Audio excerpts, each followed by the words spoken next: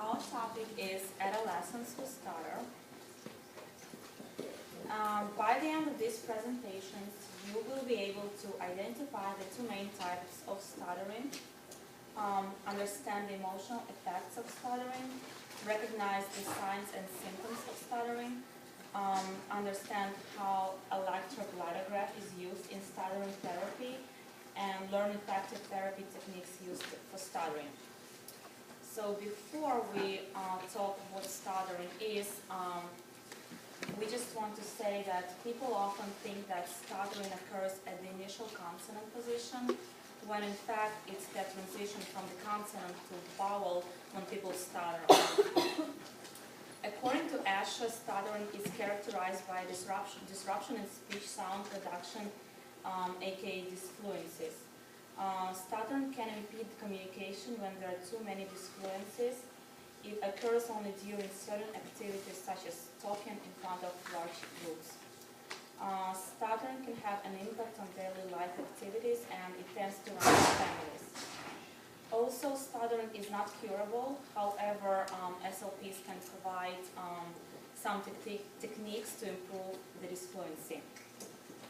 There are two main types of stuttering: persistent developmental stuttering, or PDS, which typically presents between 2 and 5 years old. It is idiopathic, which means that there is no brain damage or there is no known cause happened. And there is an acquired stuttering that occurs after brain damage. So there are two main stuttering characteristics: primary and secondary.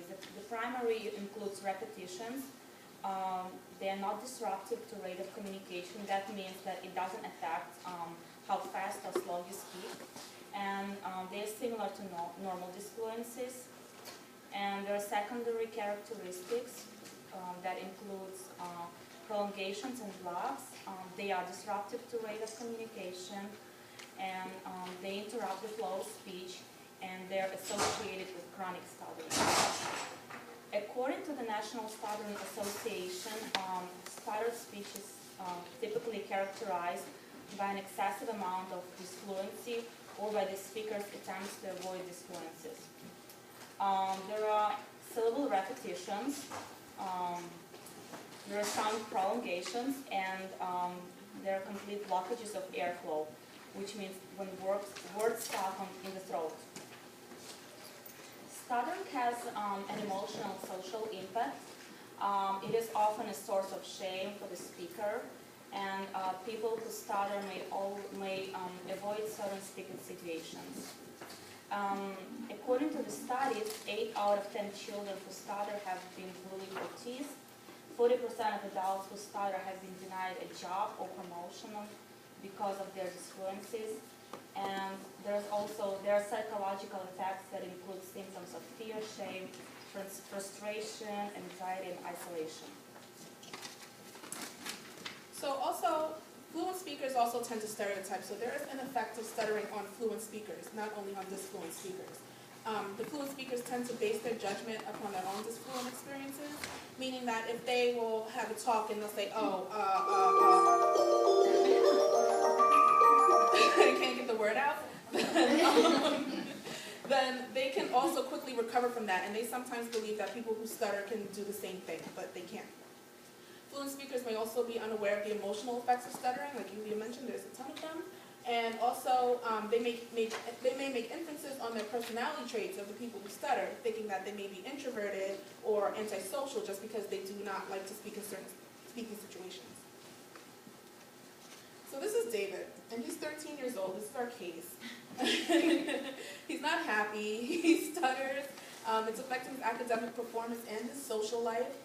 His father and brother also stutter, and as Yulia mentioned before, stuttering tends to run in families.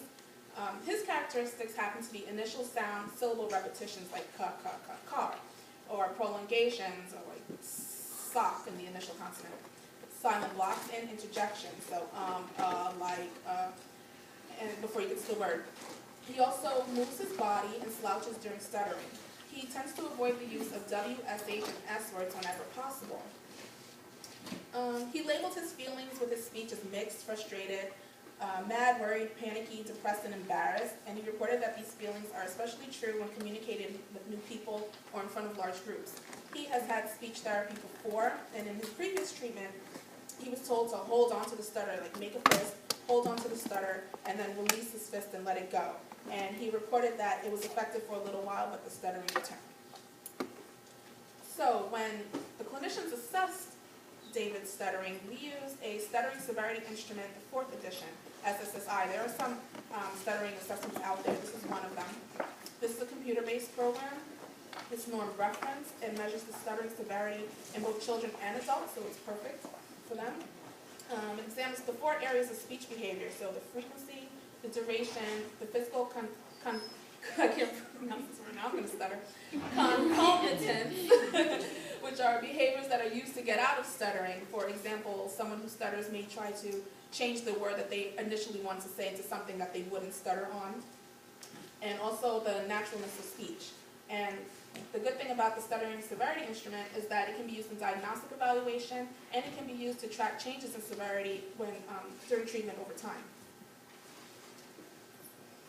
So during stuttering, the vocal folds tighten and close in an uncoordinated manner. So if you can imagine yourself taking a deep breath and then trying to release slowly puffs of air, like that's what happens when somebody is blocking, and the words are really getting stuck in their throat.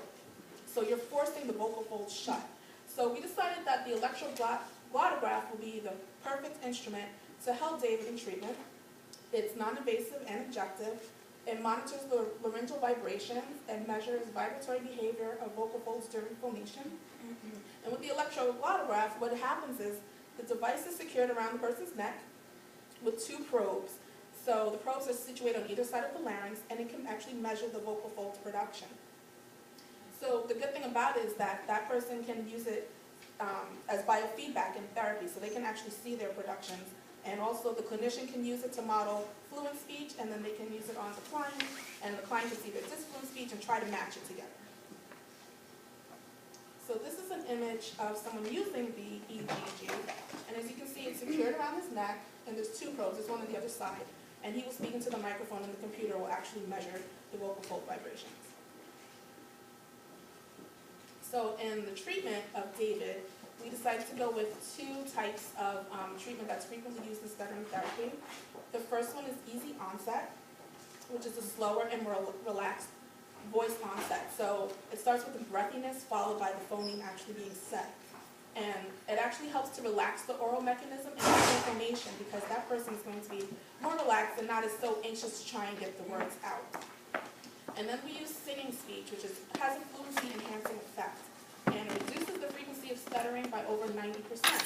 So what happens is we'll have the client raise his pitch and then lower it during the initial to the middle consonant vowel, middle to initial vowel, and then the final consonant.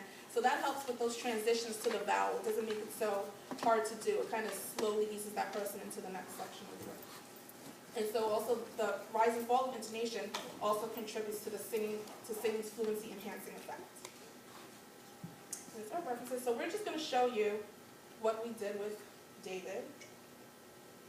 Let me find it. Let me turn it to David.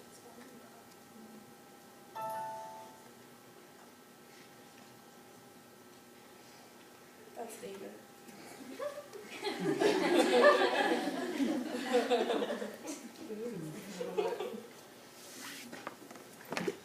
You do when you say W is you tend to repeat that W sound before the word comes out. So you will say something like, where, right? So you heard me repeat that.